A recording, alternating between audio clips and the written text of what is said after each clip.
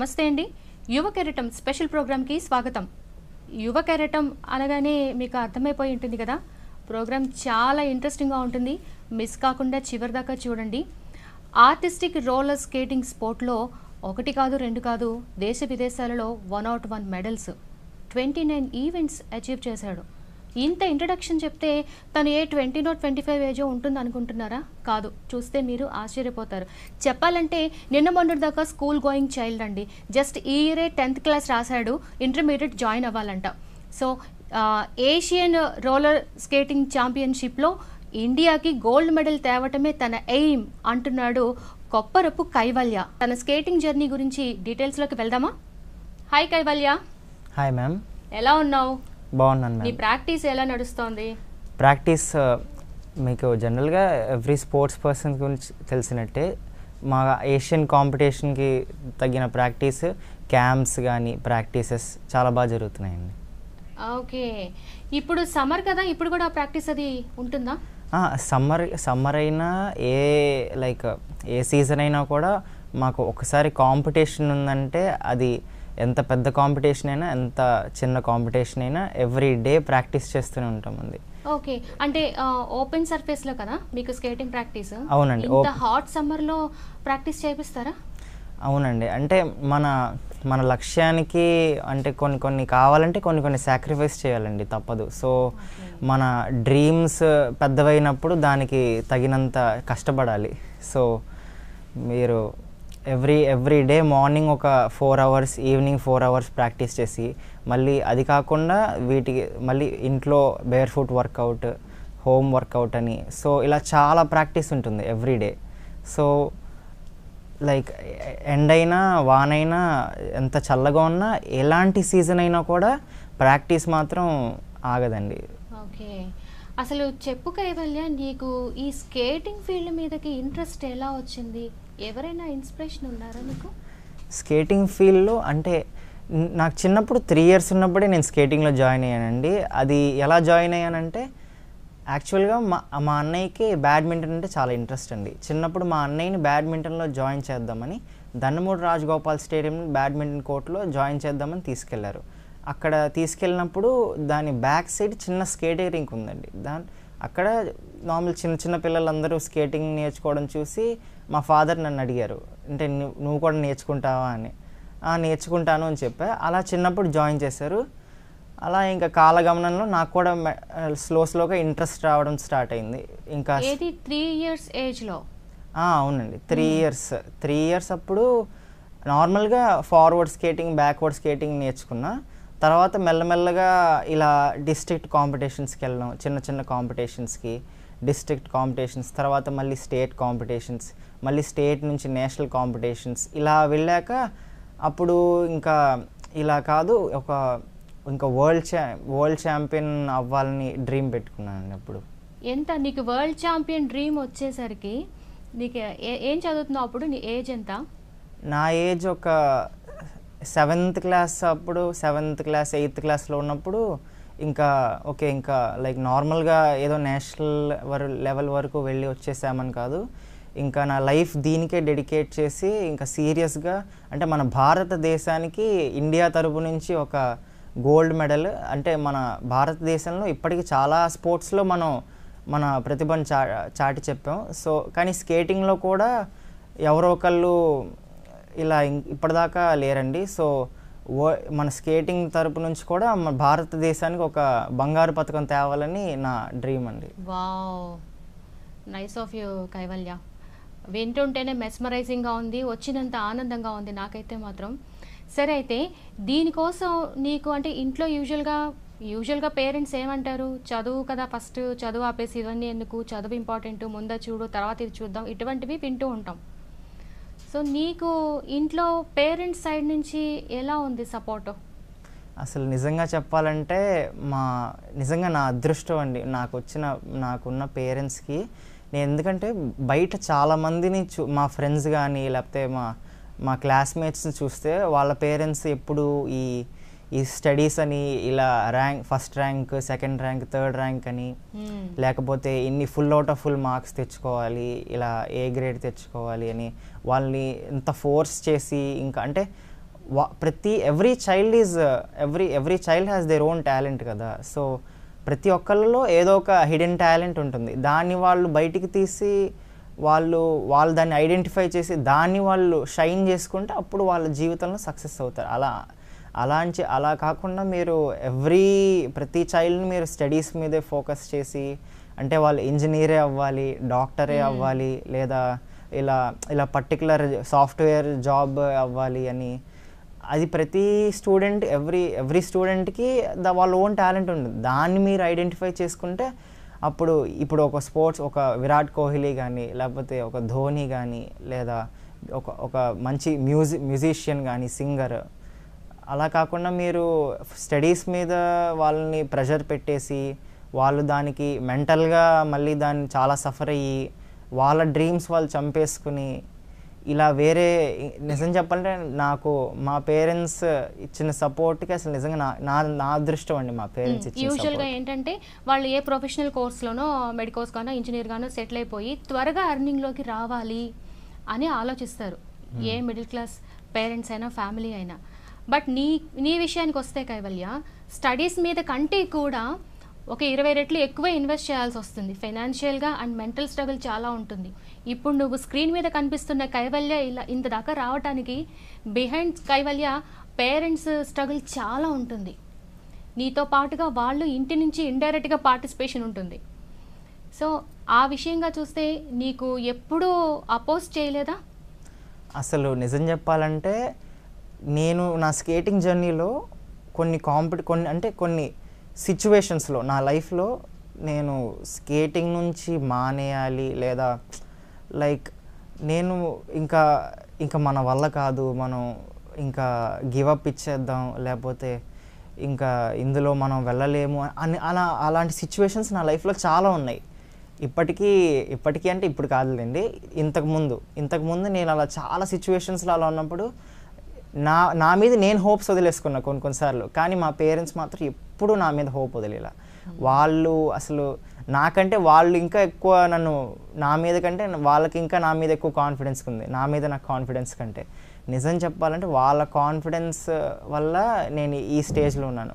మా పేరెంట్స్నే కాదు, మా కోచెస్ సపోర్ట్ కూడా, మా కోచెస్, పేరెంట్స్, మా ఫ్యామిలీ మెంబర్స్, ఇలా వీళ్ళందరి సపోర్ట్తో మాత్రమే నేను ఈ స్టేజ్కి రాగలిగాను. నైస్ కైవల్య. అయితే నువ్వు ఫుల్ ఫ్లెడ్జ్గా ఒక కాంపిటీషన్లో వెళ్ళడానికి ఏ ఏజ్లో వెళ్ళావు? ఫస్ట్ టైం అంటే నేర్చుకున్నది 3 years, ఆ ఏజ్లో నేర్చుకోవడానికి స్టార్ట్ చేశాను అన్నావు కదా. కాంపిటీషన్ దాకా వెళ్ళడానికి నీకు ఎంత టైం పట్టింది? కాంపిటీషన్కి అంటే కాంపిటీషన్లో మెయిన్ మన ఇండియాలో అయితే 3 types ఉంటాయండి: డిస్ట్రిక్ట్, స్టేట్, నేషనల్ని. డిస్ట్రిక్ట్కి ఒక 6-7 years ఉన్నప్పుడు డిస్ట్రిక్ట్ అంటే మన జిల్లాలో వరకు కాంపిటీషన్స్. స్టేట్ అంటే డిఫరెంట్ డిస్ట్రిక్ట్స్ అంటే డిఫరెంట్ జిల్లాల నుంచి వస్తారు. నేషనల్ కాంపిటీషన్ అంటే డిఫరెంట్ స్టేట్స్ నుంచి వచ్చి కాంపిటీషన్ జరుగుతుంది. సో చిన్నప్పుడు స్కేటింగ్ స్టార్టింగ్లో ఉన్నప్పుడు డిస్ట్రిక్ట్ కాంపిటీషన్స్ అని చిన్న కాంపిటీషన్స్ స్టార్ట్ చేసి మెల్లమెల్లగా స్టేట్ కాంపిటీషన్స్కి వెళ్ళడం. నేషనల్ కాంపిటీషన్కి వచ్చేసరికి అప్పుడు ఇప్పటికీ నేను ఒక 7-8 నేషనల్ కాంపిటీషన్స్కి వెళ్ళానండి, అంతకంటే ఎక్కువేమో. కానీ నా ఫస్ట్ నేషనల్కి వెళ్ళినప్పుడు చాలామందికి ఏంటంటే ఫస్ట్ టైం కాంపిటీషన్కి వెళ్ళినప్పుడే మెడల్స్ కొట్టి వచ్చేయాలి, లేకపోతే ఇలా తక్కువ టైం ఇన్వెస్ట్ చేసి తొందరగా సక్సెస్ వచ్చేయాలి అని చాలామంది మైండ్ సెట్ అలా ఉంటుందండి. కానీ సక్సెస్ రావాలంటే మీరు చాలా టైం స్పెండ్ చేయాలి, పేషెన్స్ ఉండాలి, చాలా మీరు ఫోకస్డ్గా, డిసిప్లిన్, డెడికేషన్, మోటివేషన్ కానీ అలా చాలా మీ యొక్క టైం కానీ బోల్డ్ అంతా ఇన్వెస్ట్ చేస్తే అప్పుడు మీకు సేమ్ ఇప్పుడు నా సిచ్యువేషన్ కూడా అదే అండి. చిన్నప్పుడు నేను నా ఫస్ట్ నేషనల్కి వెళ్ళినప్పుడు నాకు మెడల్స్ రాలేదు. ఫస్ట్ నేషనల్ అప్పుడు నాకు ఏ మెడల్ రాలా. నా సెకండ్ నేషనల్ అప్పుడు కూడా నాకు ఏ మెడల్ రాలా. నేను నా ఫస్ట్ 2 నేషనల్స్ అప్పుడు చాలా అంటే ఇప్పుడు ఒక కాంపిటీషన్కి వెళ్ళినప్పుడు ఎప్పుడు విన్నింగే కాదు, ఓటమి కూడా ఉంటుంది. ఎప్పుడు ప్రతి కాంపిటీషన్లో మనం గెలుపు ఉండదు కదండి, ఓడిపోవడం కూడా జరుగుతుంది. సో విన్నింగ్ అయినా లూజింగ్ అయినా రెండింటినీ యాక్సెప్ట్ చేసే మైండ్ ఉంటే అప్పుడు వాళ్ళు ఒక నిజమైన స్పోర్ట్స్ పర్సన్ అవుతారు. విన్నింగ్ కానీ డిఫీట్ కానీ. అలానే డిఫీట్ వచ్చిన వెంటనే ఇంకా మన వల్ల కాదు, మనం ఇంకా క్విట్ అయిపోదాం, గివ్ అప్ ఇచ్చేద్దాం అని ఉండకూడదు. ఇప్పుడు కాకపోతే నెక్స్ట్ కాంపిటీషన్లో నన్ను నేను బెటర్ చేసుకుని ఇంప్రూవ్ చేసుకుని నెక్స్ట్ కాంపిటీషన్లో నేను ఇంకా బాగా మంచి కాంపిటీషన్ ఇవ్వాలి, అప్పుడు నేను ఫస్ట్ కొట్టాలి కానీ లేకపోతే గోల్డ్ మెడల్ కొట్టాలి, ఆ మోటివ్ ఉంటే అప్పుడు ఎవరైనా సక్సెస్ చూడగలరండి. యా, స్పోర్ట్స్లో ఉన్నందుకు చాలా స్పోర్టివ్ యాటిట్యూడ్తో ఉన్నావు కైవల్య, ముచ్చటేస్తోంది మాట్లాడుతుంటే. సరే, అయితే ఇప్పుడు మనం ఎందులోకి వెళ్ళినా సరే ఎంతో కొంత స్ట్రగుల్ ఉంటుంది, మెంటల్ స్ట్రగుల్ కూడా ఉంటుంది. ఎప్పుడైనా నీకు అనవసరంగా ఇది చూస్ చేసుకున్నానేమో, క్విట్ అయిపోదాం అనిపించిందా? డెఫినెట్గా అండి, డెఫినెట్గా ప్రతి స్పోర్ట్స్ పర్సన్కి లైక్ ఇప్పుడు పివి సింధు తీసుకోండి, పివి సింధు గారిని, లేకపోతే ప్రతి గ్రేట్ స్పోర్ట్స్ పర్సన్స్ ఎవరైతే ఉంటారో, అంటే చాలా ఒలింపిక్ మెడల్స్ కొట్టిన వాళ్ళు, ఇంటర్నేషనల్ ఇలా ఒక గ్రేట్ స్పోర్ట్స్ పర్సన్స్ తీసుకుంటే ఎవ్రీ స్పోర్ట్స్ పర్సన్ లైఫ్లో ఏదో ఒక్కసారైనా వాళ్ళ లైఫ్లో ఒక సిచ్యువేషన్ వస్తుంది, మనం ఇంకా దీనిలో ఇంకా ముందుకెళ్దామా లేదా గివప్ ఇచ్చేద్దామా, లైక్ ఇంకా కంటిన్యూ చేద్దామా లేదా ఆపేద్దామా. అప్పుడు గనక మీరు గివప్ ఇచ్చేసారంటే అప్పటిదాకా మీరు పడిన కష్టం కానీ వేస్ట్ అయిపోతుంది. అంటే మీరు ఆ మెడల్స్ అచీవ్మెంట్స్ ఉన్నాయి కానీ అవి అంతా మీరు అచీవ్ చేశాక మీరు సడన్గా మీరు కాంపిటీషన్ టఫ్ అయిందని మీరు వదిలేయడం కానీ, ఈవెన్ నా సిచ్యువేషన్కి వద్దు, నేను కూడా చిన్నప్పుడు చాలాసార్లు అనుకున్నా, అరే నాకు ఇంత సరిగ్గా రావట్లేదు. ఎవరైనా అంతే, చిన్నప్పుడు మీరు స్టార్ట్ చేసిన వెంటనే మీరు లైక్ గ్రేట్ అయిపోవాలి, ఇందులో ఎక్సెల్ అయిపోవాలి, లేదా మీరు అసలు ఒక మంచి లెవెల్కి వెళ్ళిపోవాలి అంటే అవ్వదు, చిన్నగా. అయితే కైవల్య, ఇప్పుడు కొంత టాలెంట్ని మనం ఇన్వెస్ట్ చేయాలి డెఫినెట్గా. అందరూ మనకి పేరెంట్స్లా ఉండరు బయటకు వెళ్ళిన తర్వాత. సో నీ కాంపిటీటర్స్ నుంచి కానీ, వెళ్ళిన చోట ఇండియా దాటి వెళ్ళిన చోట వేరే స్టేట్స్లో కానీ నీకు ఎలా ఉంది ఆ కాంపిటీషన్ కానీ, ఆ ప్రెషర్ కానీ, దాన్ని నువ్వు ఎలా ఓవర్కమ్ అయ్యావు?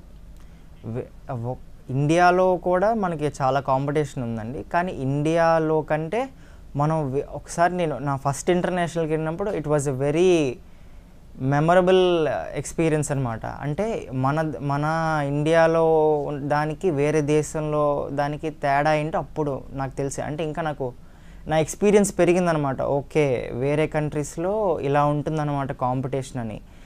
ఒక్కసారి మనం మన దేశం దాటి బయటికి వెళ్తే అప్పుడు రియల్ కాంపిటీషన్, ఆ టఫ్నెస్ ఎంత, వాళ్ళు ప్రతి బయట కాంపిటేటర్స్ ఎలా ఉంటారు, వాళ్ళు ఎంత బాగా చేస్తారు, మనం ఎంత బాగా చేస్తాం, వాళ్ళకున్న అడ్వాంటేజెస్ ఏంటి, వాళ్ళ ప్రాక్టీస్ ఎలా ఉంటుంది, వాళ్ళు చేసే పర్ఫార్మెన్స్ ఎలా ఉంటుంది, వాళ్ళు మనకంటే ఎంత పైన ఉన్నారు, లేకపోతే మనం వాళ్ళకున్న అడ్వాంటేజెస్ చూసి ఓకే వీళ్ళని బీట్ చేయాలంటే నేను ఇంకెంత ప్రాక్టీస్ చేయాలి, వీళ్ళని డిఫీట్ అంటే వీళ్ళని ఓవర్కమ్ చేసి నేను పైకి వెళ్ళాలంటే నేను ఎంత ప్రాక్టీస్ చేయాలి, ఏం ప్రాక్టీస్ చేయాలి, ఎంత టైం ఇన్వెస్ట్ చేయాలి, ఎలాంటి ఫుడ్ తినాలి, ఎంత డిసిప్లైన్డ్గా ఉండాలి. ఇందులో ఇప్పుడు ఒక స్పోర్ట్లో ఎంత ఫిజికల్ వర్క్ ఉంటుందో, ఫిజికల్ వర్క్ అంటే ఎక్కువ మెంటల్ వర్క్ ఉంటుంది. ఎందుకంటే మీరు పొద్దున్న లేవడం వరకు ఎవరైనా లేచేస్తారు, కానీ లేచాక ఒక్కసారి, ఇప్పుడు చాలామందికి ఈ ప్రాబ్లం ఫేస్ చేస్తుంటారు, పొద్దున్నే లేవకపోవడం, లేచినా కూడా ప్రొడక్టివ్గా టైం యూజ్ చేయకపోవడం అలా ఉంటుంది. కానీ మీ లక్ష్యానికి మీకు ఉన్న గ్యాపే మీరు చేసే పని. అంటే ఇప్పుడు మీరు ఎలా ఉన్నారు, మీకు మీ డ్రీమ్కి మధ్యలో ఉన్న బ్రిడ్జ్ ఏంటంటే మీరు చేసే వర్క్. మీరు ఎంత వర్క్ చేస్తారో మీ డ్రీమ్కి అంత దగ్గరికి వెళ్తూ ఉంటారు ఎవ్రీ డే. ఇప్పుడు కొంతమంది చీట్ డేస్ అని కొన్ని ఉంటాయండి. చీట్ డేస్ అంటే లైక్ ఆ రోజు ఏదన్నా బయట జంక్ ఫుడ్ తినడంలా కానీ, లేకపోతే ఆ రోజు సరిగ్గా అంటే హాలిడే బ్రేక్ తీసేసుకోవడం, స్పోర్ట్ నుంచి ప్రాక్టీస్ నుంచి బ్రేక్ తీసుకోవడం. కానీ నన్ను అడిగితే అలా తీసుకోవడం మంచిది కాదని నేను చెప్తా. ఎందుకంటే మన డ్రీమ్కి మనం చేయాల్సిన, అంటే పిండి కొద్దీ రొట్టె అంటారు కదా. సో మనం ఎంత కష్టపడితే దాని తగ్గ రిజల్ట్ వస్తుంది. మీరు ఏదో ఒక రోజుకు జస్ట్ ఒక 1 hour చేసి, లేకపోతే జస్ట్ ఒక 2 hours టైం స్పెండ్ చేసి మీరు మా వాళ్ళు గోల్డ్ మెడల్ కొట్టేయాలి, లేదా ఇన్ని వచ్చేయాలి, ఇంత అచీవ్ చేసేయాలి అంటే అది అవ్వదు. మీరు డెఫినెట్గా అసలు స్పెండ్ చేయాలి, చాలా టైం స్పెండ్ చేయాలి. పోనీ టైం స్పెండ్ చేయాలి కదా అని మీరు గంటలు గంటలు మీరు రింక్లో ఉన్నంత మాత్రాన మీకు వచ్చేస్తుంది అంటే కాదు. రింక్లో ఉన్నంతసేపుగా రింక్ అయినా ఎనీ స్పోర్ట్ కానీ స్టడీ కానీ మీరు ఎంత ఫోకస్డ్గా చేశారనేది ఇంపార్టెంట్. మీరు చేశారా లేదా అని కాదు. ఇప్పుడు కొంతమంది చదువుతారు కానీ వాళ్ళకి అంత ఫాస్ట్గా బ్రెయిన్కి ఎక్కదు, ఎందుకు వాళ్ళంత ఫోకస్ చేయరు కాబట్టి. సో సేమ్ స్పోర్ట్లో కూడా అంతే, మీరు ఒక పని ఎంత ఫోకస్డ్గా చేశారనేది ఇంపార్టెంట్. మీరు ఇప్పుడు ఫోకస్డ్గా చేసిన దానికి ఫోకస్డ్గా ఒక 1 hour చేసింది, అన్ఫోకస్డ్గా మీరు ఒక 3 గంటలు చేసినా 5 గంటలు చేసినా ఈ ఫోకస్డ్గా చేసిన 1 hour ఎక్కువ ఇంపాక్ట్ ఎక్కువ వాల్యుబుల్ అనమాట. సో మీరు 1 hour అయినా లేకపోతే ఒక ½ an hour, జస్ట్ ఒక ½ an hour అయినా ఫుల్ ఫోకస్, డెడికేషన్, డిసిప్లైన్డ్గా చేస్తే చాలు.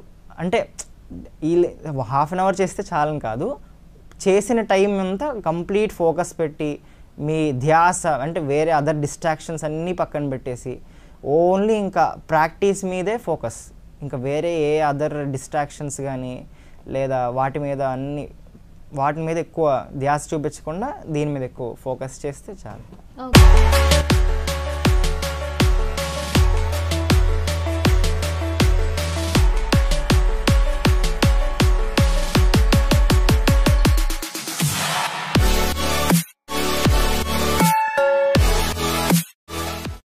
ఇప్పుడు నువ్వు చేస్తోంది రోలర్ స్కేటింగ్ కదా?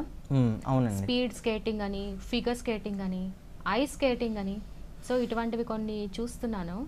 ఇప్పుడు నువ్వు చేస్తున్న దాంట్లో కూడా మధ్య మధ్యలో డాన్స్ చేస్తున్నారు, జంప్ చేసి స్కేట్ చేస్తూ మళ్ళీ ఒక లెగ్ మీద స్టేబుల్ అవుతున్నారు.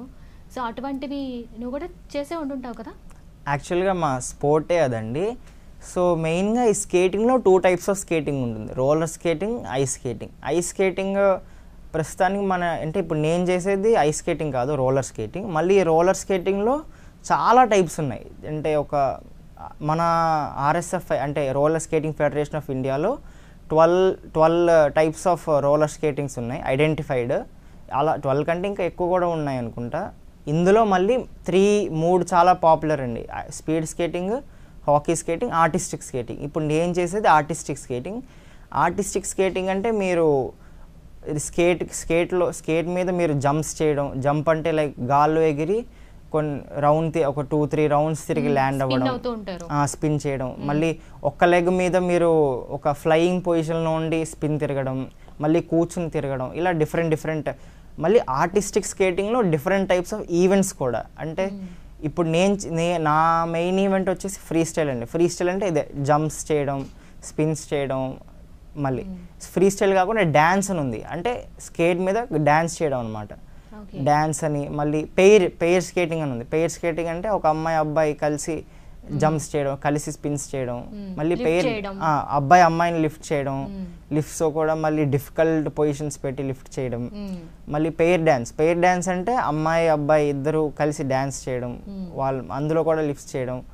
మళ్ళీ ఇవే కాకుండా గ్రూప్ ఈవెంట్స్ అనమాట, అంటే క్వార్టెట్ అనే ఈవెంట్, అంటే 4 కలిసి డ్యాన్స్ చేయడం. ఆ 4 మళ్ళీ ఒకళ్ళు గ్రూప్గా అందులో కూడా లిఫ్ట్స్ చేయడం, గ్రూప్ అని, ప్రెసిషన్ షో గ్రూప్ అని different types of group events కూడా ఉన్నాయి. ఓకే, ఇప్పుడు గ్రూప్ ఈవెంట్గా చేసినప్పుడు కానీ పెయిర్గా చేసినప్పుడు కానీ ఆ పెయిర్ వాళ్ళతోటి ముందుగా మీరు ఏమైనా రిహర్సల్ చేస్తారా?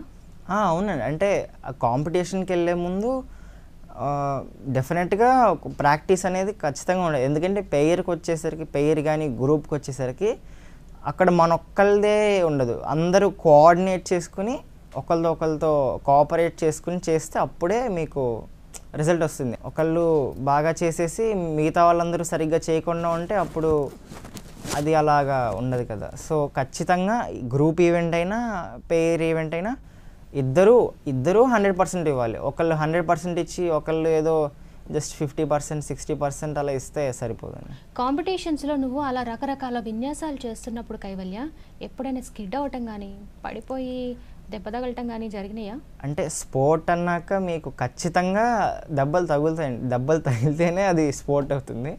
సో దెబ్బలు తగలకుండా ఏ స్పోర్ట్స్ పర్సన్ ఈ స్టేజ్ వరకు, అంటే ఇంత పై స్థాయి వరకు ఎవ్వరు రారు. చాలామందికి ఇప్పుడు గెలిస్తే ఓన్లీ ఆ గెలుపే కనిపిస్తుంది, కానీ ఆ గెలుపు వెనకాల ఉన్న స్ట్రగుల్ కానీ ఆ దెబ్బలు, అంటే ఎవ్రీ స్పోర్ట్స్ పర్సన్కి అంతే. లైక్ కింద ఇప్పుడు మేము కూడా స్కేటింగ్ చేసేటప్పుడు చాలాసార్లు కింద పడడం, బ్లడ్ రావడం, దెబ్బలు తగలడం, కొన్నిసార్లు మళ్ళీ బోల్డ్ అని బ్యాండేడ్స్ వేయడం, ఆయింట్మెంట్స్ రాయడం దెబ్బలకి. సో ఖచ్చితంగా ఆ దెబ్బలన్నీ ఇప్పుడు మాకు ఆ దెబ్బలన్నీ ప్రతి ఒక్క అంటే అవన్నీ ఇప్పుడు నా గెలుపు యొక్క రిమార్క్ అనమాట. సో అలా చెప్పచ్చు. ఓకే. అయితే కైవల్య, ఇప్పుడు ప్రాక్టీస్ చేయటం ఒక ఎత్తు అయితే పర్ఫామ్ చేయటం ఒక ఎత్తు కాంపిటీషన్స్లో. ఎప్పుడైనా ప్రాక్టీస్ చేసినంత బాగా పర్ఫార్మెన్స్ ఇవ్వలేదేమో, ఇంకొంచెం చేస్తే బాగుండేదేమో అని అనిపించిన కాంపిటీషన్ ఉందా? ఉందండి.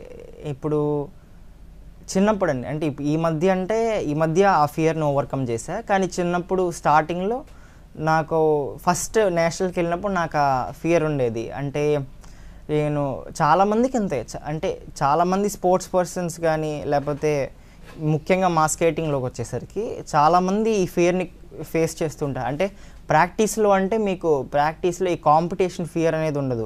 ప్రాక్టీస్లో మీ పాటికి మీరు చేసుకుని వెళ్ళిపోయి అప్పుడు ప్రాక్టీస్లో అందరూ బాగానే చేస్తారు. కానీ కాంపిటీషన్స్కి వచ్చేసరికి అంటే ఒక చుట్టూతా ఒక 100 మంది ఉండి 100 మంది ప్రతి ఒక్కళ్ళు మిమ్మల్ని చూస్తున్నట్టు, అంటే వాళ్ళ కళ్ళన్నీ మీ మీదే ఉన్నట్టు ఆ ఫియర్కి వచ్చేసరికి వాళ్ళు అయ్యో ఇంతమంది ముందు నేను పడిపోతానేమో, అరే సరిగ్గా పర్ఫార్మెన్స్ చేయకపోతే ఎలాగా, సరిగ్గా పడిపోతానేమో, ఇప్పటిదాకా ఆ ఫియర్ ఉంటుందన్నమాట. ఈవెన్ నాకు కూడా ఉండేది చిన్నప్పుడు. కానీ ఇంకా వాళ్ళందరినీ దృష్టిలో పెట్టుకుని మనం సరిగ్గా చేయలేం. ఒకసారి పర్ఫార్మెన్స్ ఇస్తున్నాము అంటే మైండ్లో ఇప్పటిదాకా ఇంత దూరం వచ్చింది నేను జస్ట్ పడిపోవడానికి లేకపోతే ఓడిపోవడానికి కాదు, ఇంత దూరం నేను వచ్చానంటే ఖచ్చితంగా నా బెస్ట్ రిప్రజెంట్ చేసి వచ్చేసాము అంతే. ఈవెన్ ఇప్పుడు 2023లో జరిగిన ఏషియన్ కాంపిటీషన్లో ఫ్రీ స్టైల్ ఈవెంట్లో నా కాంపిటేటర్స్ నాకంటే లైక్ కొంచెం చాలా బాగా చేయడం కానీ, నాకంటే చాలా టఫ్ కాంపిటీషన్ అనమాట. వాళ్ళు నాకంటే కొంచెం ఏజ్లో పెద్ద, అంటే క్యాడెట్ ఏజ్ గ్రూప్. అప్పుడు నేను క్యాడెట్లో అంటే 15 years వరకు ఉన్న వాళ్ళందరూ క్యాడెట్. అప్పుడు నాకు 13 years 14 years, మిగతా కాంపిటేటర్స్ అందరూ 15 years వాళ్ళు నాకంటే కొంచెం బాగా చేయడం. అప్పుడు నాకు కొంచెం భయం వేసింది. కానీ ఆ భయాన్ని అప్పుడు నాకు థాట్ వచ్చింది, సరే వాళ్ళు బాగా చేస్తున్నారు, కానీ వాళ్ళు బాగా చేస్తున్నారని నేను ఇప్పుడు 2 options. ఒకవేళ మీరు ఓడిపోతారు అని మీకు అనిపిస్తే మీ బెస్ట్ రిప్రజెంట్ చేసి ఓడిపోండి. అది if you know that your losing, ఎందుకు మీరు కింద పడిపోయి ఎందుకు ఓడిపోవడం? అదేదో ఇప్పుడు ఓడిపోతారు అని మీకు అనిపిస్తే, అరే నేను ఓడిపోతానేమో అనే భయం వేస్తే మీ బెస్ట్ రిప్రజెంట్ చేసి బయటకు వచ్చేయండి అంతే. ఈవెన్ మీరు ఓడిపోతారని తెలిసిన ఆ భయం ఉంటే మీరు మీ ఫుల్ రిప్రజెంట్ అప్పటిదాకా మీరు ప్రాక్టీస్ చేసిందంటే వేస్ట్ అయిపోతుంది. సంవత్సరం అంతా ప్రాక్టీస్ చేసింది కేవలం ఒక 3 minutes డిసైడ్ చేస్తుంది. అయితే కైవల్య, చాలా బాగా ప్రాక్టీస్ చేసి బాగా పర్ఫామ్ చేసినప్పుడు కూడా ఓడిపోయిన సందర్భాలు ఉన్నాయా? ఉన్నాయండి, డెఫినెట్గా ఉన్నాయి. ఎందుకంటే కొన్నిసార్లు మన ప్రాక్టీస్లో దానికి కాంపిటీషన్ దానికి తేడా ఏంటంటే, ప్రాక్టీస్లో ఉన్నప్పుడు మనకి అంత నార్మల్గా మన పాటికి మనం ప్రాక్టీస్ చేస్తున్నాం, మా కోచ్ గారు మా సార్ కొన్ని కరెక్షన్స్ చెప్పడం, కరెక్షన్స్ని మలుచుకోవడం కరెక్ట్గా, ఇవన్నీ నార్మల్గా జరిపోతాయి. కానీ ఒకసారి కాంపిటీషన్కి వెళ్ళామంటే భయం వేస్తుందన్నమాట. అంటే భయం అంటే ఒక రకమైన ఆ కాంపిటీషన్ ఫియర్ అనమాట. ఓకే ఇప్పుడు నెక్స్ట్ నేను ఒక్కరిని పర్ఫార్మెన్స్ ఇస్తున్నాను, యాంగ్జైటీ అంటారు కదా.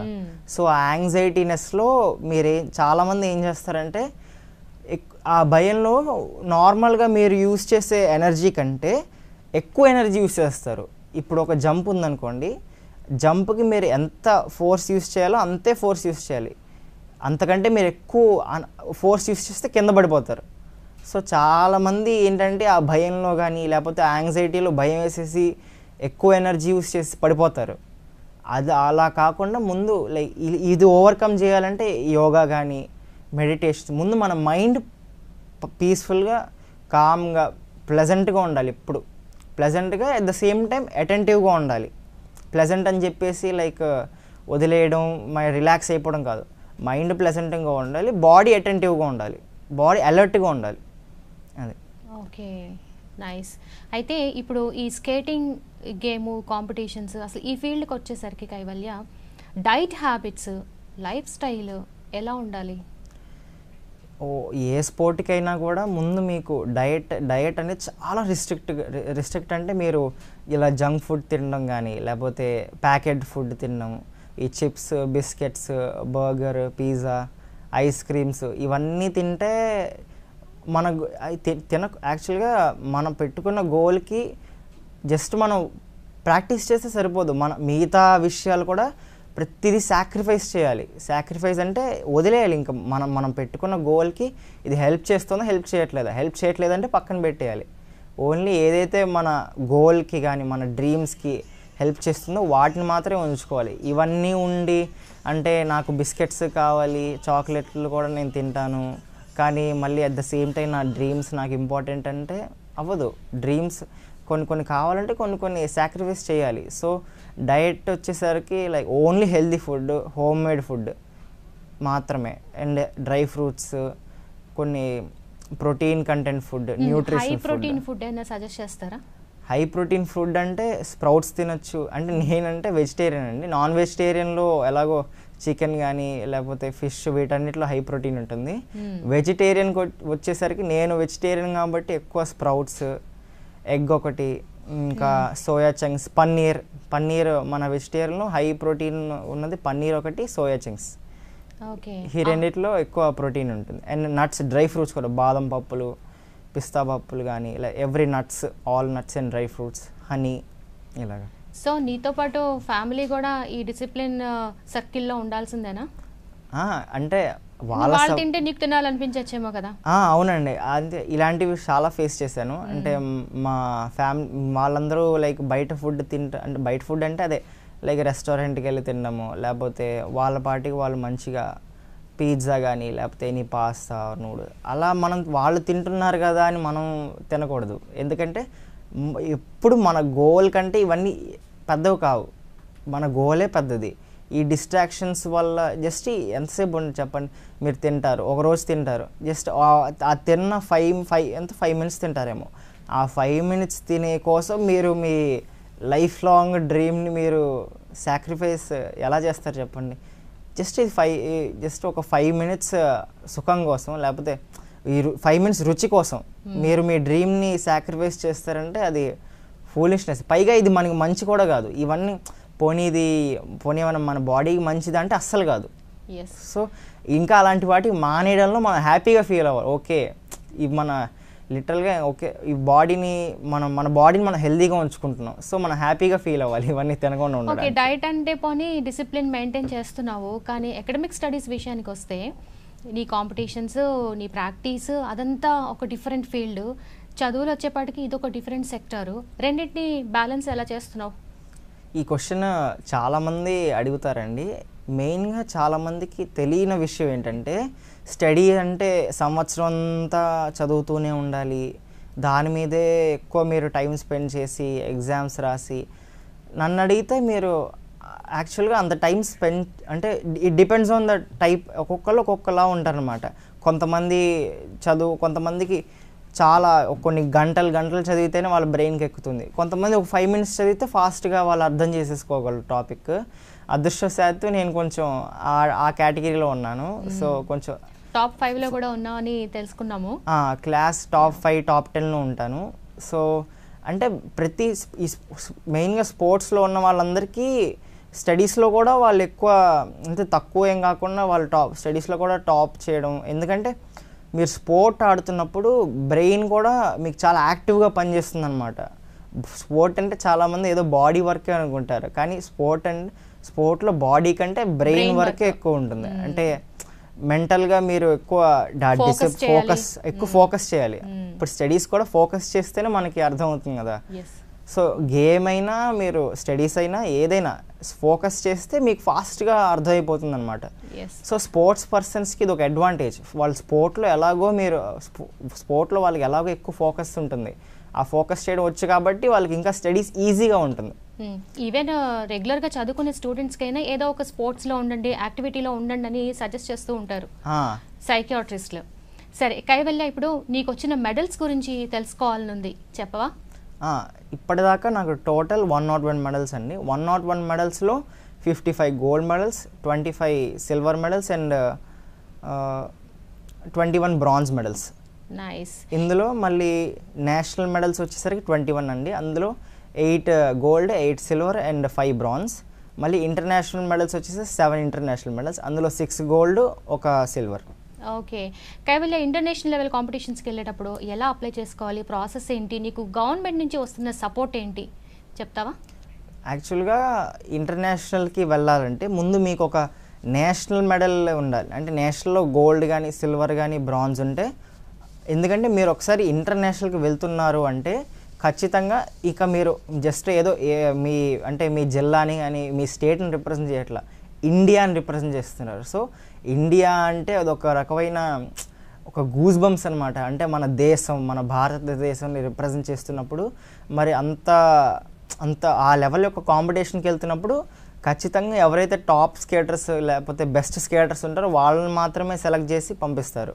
సో అంటే ఈ నేషనల్లో గోల్డ్, సిల్వర్, బ్రాంజ్ ఈ మూడు మెడల్స్, ఈ మూడిట్లో ఏదో ఒక మెడల్ కొట్టిన వాళ్ళని మాత్రం పంపిస్తారు, మిగతా వాళ్ళని సెలెక్ట్ చేయరు. సో అంటే ఇది ఒక సెలక్షన్ క్వాలిఫికేషన్ అనమాట. ఇంటర్నేషనల్కి మీరు వెళ్ళాలంటే ముందు మీరు ఒక నేషనల్లో ఒక మెడల్ ఉండాలి. నేషనల్లో మెడల్ కొడితేనే మీకు ఇంటర్నేషనల్కి వెళ్ళే ఛాన్స్ ఉంటుంది. ఓకే. స్టేట్ గవర్నమెంట్ నుంచి కానీ నీకు వస్తున్న సపోర్టు దాని గురించి చెప్తావా? గవర్నమెంట్ కూడా మాకు చాలా సపోర్ట్ చేస్తుందండి. ఈ మధ్యనే కొత్తగా వచ్చిన రూల్ ప్రకారం కొన్ని క్యాష్ ఇన్సెంటివ్స్ కూడా ఇస్తున్నారు. గోల్డ్కి 10 lakhs, సిల్వర్కి 5 lakhs, బ్రాంజ్కి 3 lakhs అనుకుంటా. సో అలా మాకు కూడా కొన్ని ఫైనాన్షియల్ సపోర్ట్ కానీ లేకపోతే ఇలా గవర్నమెంట్ మాకు ఇస్తున్న చాలా సపోర్ట్కి కూడా అప్పుడు స్పోర్ట్ యొక్క నేమ్ పెరుగుతుందన్నమాట. అంటే చాలామందికి ఇప్పుడు మేము చేసే స్పోర్ట్కి అసలు చాలామందికి తెలీదు. చాలామంది స్కేటింగ్ అంటే స్పీడ్ స్కేటింగ్ లేకపోతే హాకీ అనుకుంటారు. కానీ ఇలా చేయడం వల్ల ఏంటంటే స్పోర్ట్లో యొక్క పాపులారిటీ పెరుగుతుందన్నమాట. అంటే ఇంకా చాలామంది స్టడీస్ అని లేకపోతే ఇంజనీరింగ్, డాక్టర్ అని కాకుండా స్పోర్ట్స్ వైపు కూడా ఎక్కువ ఇంట్రెస్ట్ చూపిస్తారు చిన్న పిల్లలు అనమాట ఇలా చేయడం వల్ల. నైస్ కైవల్య, తప్పకుండా నువ్వు ఏషియన్ రోలర్ స్కేటింగ్ ఛాంపియన్షిప్లో సక్సెస్ అవ్వాలి, విన్ అవ్వాలి, ఇండియాకి గోల్డ్ మెడల్ తెస్తావని నేను నమ్ముతున్నాను. బట్ రిమెంబర్, అప్పుడు కూడా నీ ఫస్ట్ ఇంటర్వ్యూ మాత్రం మాకే ఇవ్వాలి. I wish you all the very best Kaivalya. Thank you ma'am, thank you so much. చూసారు కదండి, మన విజయవాడ నుంచి అబ్బాయి ఇంటర్నేషనల్ లెవెల్ కాంపిటీషన్స్కి వెళ్తున్నాడంటే మన ఇంట్లో అబ్బాయే, మన ఇంట్లో మన పిల్లలే వెళ్తున్నంత సంతోషంగా ఉంటుంది మనకైతే. ఇది ఇవాల్టి యువ కెరటం ప్రత్యేక కార్యక్రమం. మరో కార్యక్రమంలో మళ్ళీ కలుసుకుందాం. నమస్కారం.